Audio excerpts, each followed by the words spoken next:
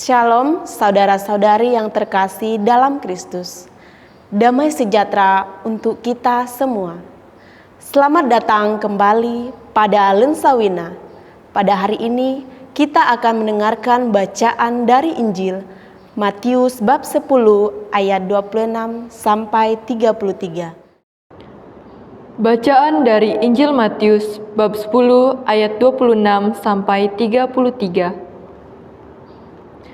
Jadi janganlah kamu takut terhadap mereka, karena tidak ada sesuatu pun yang tertutup yang tidak akan dibuka, dan tidak ada sesuatu pun yang tersembunyi yang tidak akan diketahui.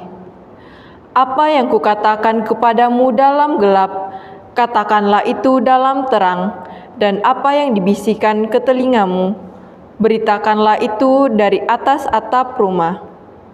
Dan janganlah kamu takut kepada mereka yang dapat membunuh tubuh, tetapi yang tidak berkuasa membunuh jiwa. Takutlah terutama kepada Dia yang berkuasa membinasakan baik jiwa maupun tubuh di dalam neraka. Bukankah burung pipit dijual 2 seekor seduit?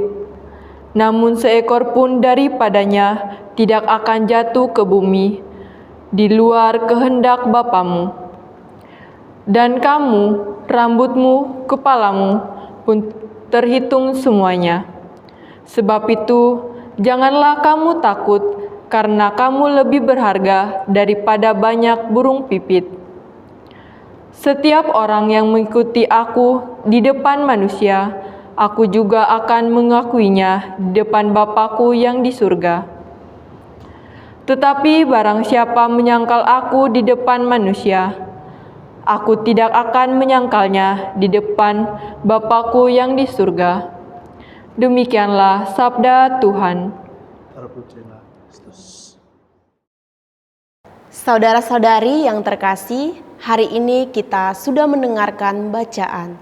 Sekarang mari kita siapkan hati untuk mendengarkan renungan bersama Diakon Mikael. Silakan Diakon. Saudara-saudari yang terkasih, selamat hari Minggu. Semoga di hari Minggu ini Anda bersama keluarga senantiasa dikaruniai berkat berlimpah oleh Allah yang penuh kasih. Saudara-saudari yang terkasih di dalam Kristus, baru saja kita mendengarkan bacaan Injil yang diambil dari Injil Matius. Bacaan Injil yang kita dengarkan hari ini sebenarnya adalah suatu peringatan, juga suatu pengingat bagi kita, agar kita terus mengingat sabda Allah. Sabda Allah yang hari ini mengatakan kepada kita, jangan takut. Saudara-saudara yang terkasih, saya dan Anda, pastilah kita semua pernah mengalami rasa takut. Apalagi saat ini kita mungkin yang masih tinggal di Indonesia, menjadi kaum minoritas. Kadang-kadang mungkin kita merasa gelisah, merasa takut. Kadang-kadang kita merasa berbeda dengan kelompok yang lain, dengan umat yang lain. Dan juga mungkin di tengah pekerjaan kita, di tengah komunitas kita, ataupun dimanapun kita berada, mungkin kita pernah merasa tersingkirkan, mungkin kita pernah merasa dikucilkan, atau mungkin pernah kita merasa terasingkan, hanya karena kita berbeda, hanya karena kita memiliki iman akan Tuhan Yesus Kristus. Saudara-saudara terkasih, Injil yang kita dengarkan hari ini berbicara tentang bagaimana kita perlu memiliki iman. Ketakutan adalah simbol dari lemahnya iman. Maka marilah kita diajak oleh Tuhan sendiri untuk membangun iman yang kuat. Marilah kita membangun pondasi iman kita, sebagaimana Yesus sendiri yang membangun pondasi gerejanya di atas batu karang para rasul, dan juga kemudian diteguhkan melalui karya-karya misioner yang dilakukan oleh gereja. Saudara-saudari yang terkasih, kehidupan di dunia ini memang berat, dan kadangkala kita menemukan berbagai macam persoalan, perselisihan, dan berbagai macam hal yang membuat kita menentang satu dengan yang lain. Tetapi marilah kita menimba kekuatan dari Roh Kudus. Jangan pernah kita menjadi orang yang ketakutan. Jangan takut. Tetapi mari kita menjadi pribadi yang beriman. Sebagaimana burung pipit yang selalu dipelihara oleh Tuhan, demikian juga kita manusia dibina, dibimbing, dan juga dibesarkan oleh kasih Allah. Marilah kita memohon kepada Yesus sendiri melalui perantaraan Bunda Maria dan juga orang-orang kudus yang ada di sebelah kita.